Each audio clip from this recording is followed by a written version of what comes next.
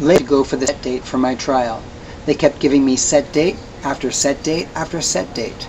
They would set a set date simply to set another set date. This game went on for many months. I had to keep taking time off work for these phony set dates only to be given yet another set date. One time I asked, why was I getting another set date? And the judge said, we never set dates on a Friday.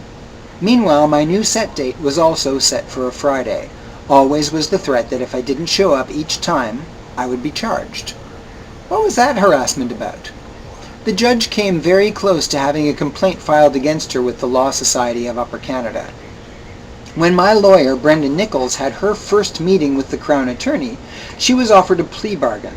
I had filed a complaint against P.C. Benton. The Crown Attorney offered that if I dropped the complaint, the charges would be dropped against me. This confused my lawyer, as the two things are not supposed to have anything to do with each other, but whatever, this was the offer on the table, so under my lawyer's insistence, and against my better judgment, I dropped the complaint. After that, the Crown, represented now by a different lawyer, said that the first lawyer had no right in offering such a bargain and refused to hold up their end of the deal, excusing it by saying that the first lawyer for the Crown was young and inexperienced. I had been coerced into dropping the complaint against the police officer. Once a complaint has been dropped, it can't be reinstated. I would not be at all surprised to find that some arrangements had been met between the police officer and the first Crown Attorney. During this time, I was working in a career as a freelance graphic designer. The stress and anger from this incident and the lost work from all the bogus dates affected my career so badly that I lost all of my clients and freelance agents. I had learned I had learned that there was the possibility of 4 years in prison because the alleged attack was against police property, the car. An attack such as that against police property always get higher sentences. No one had kicked the police car, though, or anything else. This was all made up by some of the cops who were trying to cover up for a mistake. Road rage made by one of their own. I was completely innocent. I had learned that the cop, P.C. Allen Benton, 3773, had a perfect record and as such had a high position and allegedly taught classes at the police academy in Aylmer. I'm not sure if the teaching part was true, but I did hear that somewhere. He had a huge reputation to protect and was doing his utmost to protect it no matter how badly he hurt me. He knew he was in the wrong for hitting me with his car, and it might have affected his career badly. I can't help but wonder, though, which is worse, hitting me and owning up to it, or what he actually did. I can tell you that if he had owned up to it at that time, I would have forgiven him. Everybody makes mistakes. It's his inability to own up to it that caused so much harm to me, and why you're reading this now, 14 years later. P.C. Benton's partner was P.C. Denise Williamson, 4648, no longer with the force. She kept herself uninvolved from the proceedings, but she didn't try to bring any real justice either. She just let P.C. Benton do whatever he wanted and hardly said a word herself. This makes her guilty by way of her non-action. I became depressed and filled with despair. I was naive, I guess. I could not believe that something so horrible could happen to someone who was so completely innocent. This is Canada after all, and I was raised to believe that Canada is the best country in the world, and to know how lucky I was to have been born here. And that the police are there to do good by helping good people. And now I was horrified to find out the truth.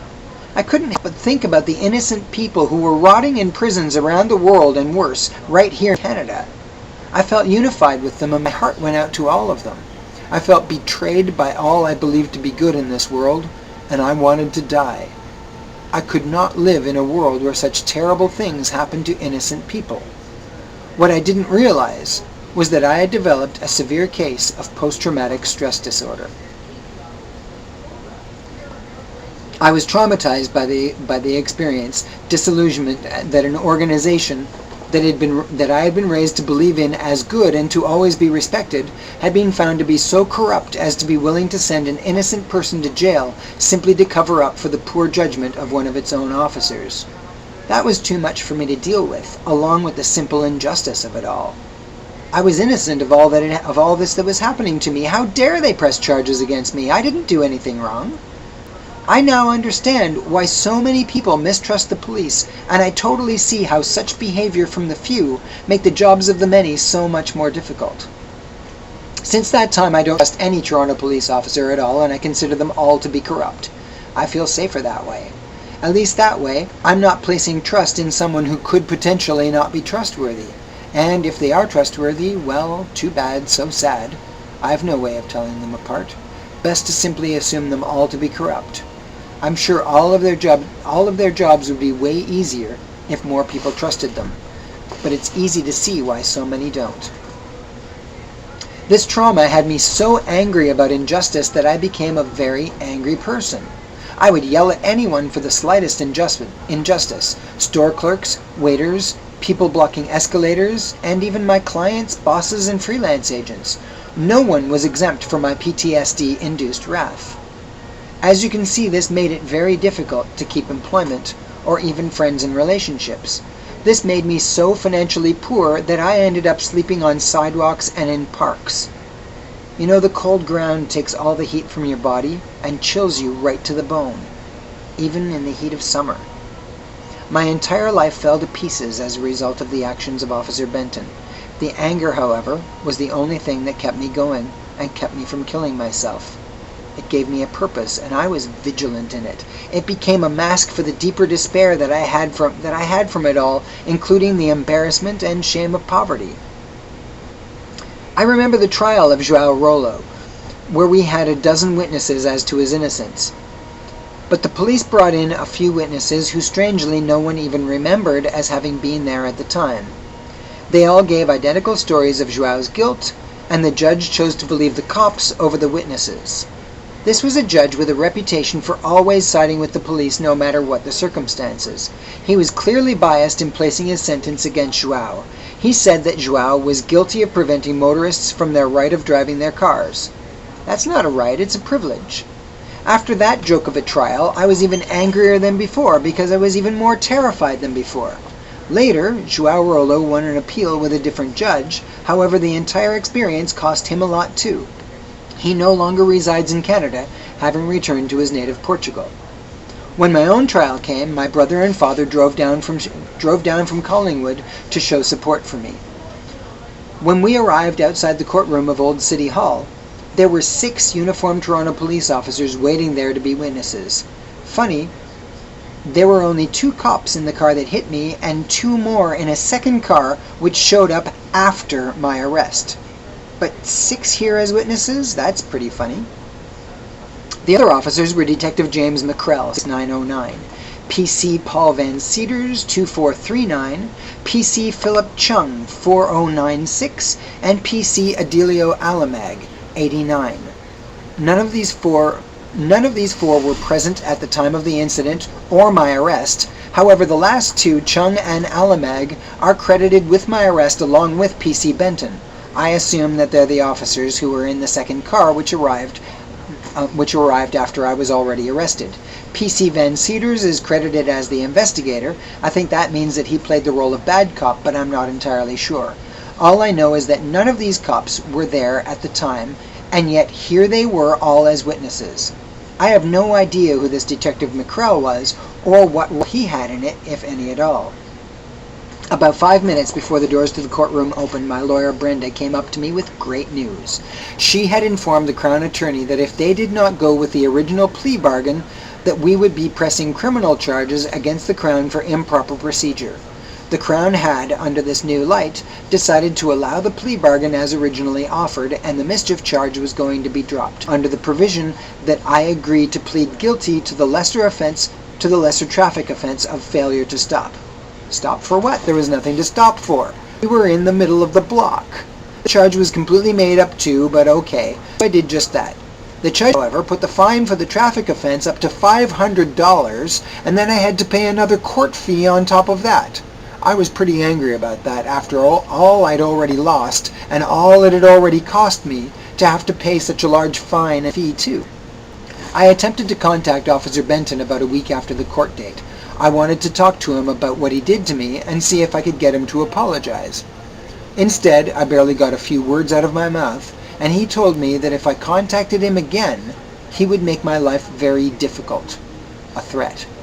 Considering how he was so able to twist what had happened and press false charges against me, I felt that the only thing that I could trust about him was his ability to manipulate the law in his favor and make anything up in order to protect himself. Officer Benton is a deceitful, intimidating liar, and nothing can be put past him. He cannot be trusted. This was one of the reasons why I never bothered to do anything about this for so long. I was afraid of him. The other reason was the PTSD itself. I was so messed up that I was incapable of attempting to bring these cops to justice. After that time, I spent 8 years, 1998 to 2006, and close to $20,000 in therapy. I was incapable of holding down any sort of a job at all during that time. My skills as a graphic designer became very obsolete, and I have too much trauma around any of that to ever work in that field again. I'm in need of complete retraining in a new field. Now that I'm over the PTSD and able to think straight about it without anger or despair, I'm now not qualified for any sort of work. I'm working right now as an artist figure model, but that can't be forever. It's only seasonal. So there is no money in it to re-educate myself in a new career. I've spent the last 4 years trying to move ahead with my life, but I have no skills to move ahead with. So far as I've been able to find out, the statute of limitations of 5 years on this, and I'm way over that time. Considering that I was left psychologically unable to deal with this issue for all of these years, and the threat I was under from Officer Benton, I don't believe that this statute is fair. It should be overlooked in my case, in the same way that rape victims are able to sue private schools and the Catholic Church often as much as 50 years after the fact. I've come to serious harm as a result of this incident and was prevented from getting the justice I deserve. I have only recently come to understand that I had the right to sue and to no longer be afraid of Officer Benton's threats, so I could speak out and tell my story. I am also aware that with proof of psychological conditions having been what prevented me from pursuing justice within the legal time frame, that the statute can be overlooked. Alan Benton and the other officers who were willing to cover up for him acted in a very unprofessional manner, which has put the reputation of the Toronto Police Services in jeopardy. To the end of attempting to seek justice, I've sent letters to politicians on all 3 levels of government, and they inform me that they are unable to do anything as they're not allowed to get involved in legal claims. I've sent letters to the Office of the Independent Police Review Director, but have been informed that they're not allowed to look into anything that happened before they came into existence. I've contacted the Ombudsman of all 3 levels of government, and they are incapable of dealing with it. I've contacted many lawyers, and none of them are willing to even listen to me. They simply tell me that I'm past the legal time I can file a claim in and won't listen to me when I tell them that the law does include a loophole for those who can prove that they were too psychologically messed up to deal with it within the time frame. But still, none of them will listen. I can prove it, too. I've sent letters to each of the officers involved and all of their superiors, and I've not received a reply from any of them.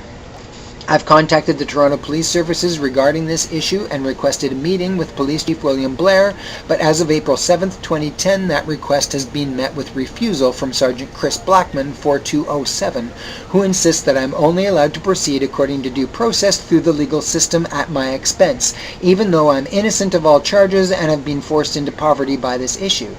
How wonderfully convenient for them. It's unfair that I should be prevented from seeking justice because of my financial hardship, especially when my financial hardship is the fault of the defendants, the Toronto Police and Officer Benton. Furthermore, I really don't feel that the police have the right to any requirement of procedure after what they did to me. I would like to sue for $1 million damages, but so far I've been unable to get anyone to listen to me in any way. My life was destroyed, and I deserve compensation. To this end, I'm now making my story public. Alan Benton is now Sergeant in Forensic Identification Services. James McCrell is now Staff Sergeant at 41 Division. Philip Chung is now Detective with the Fraud Squad. Adelio Alamag is still a Police Constable with 52 Division. Paul Van Cedars is still a Police Constable with 52 Division. And Denise Williamson is no longer with the Toronto Police Services, and I've been unable to locate her. Thank you very much for listening.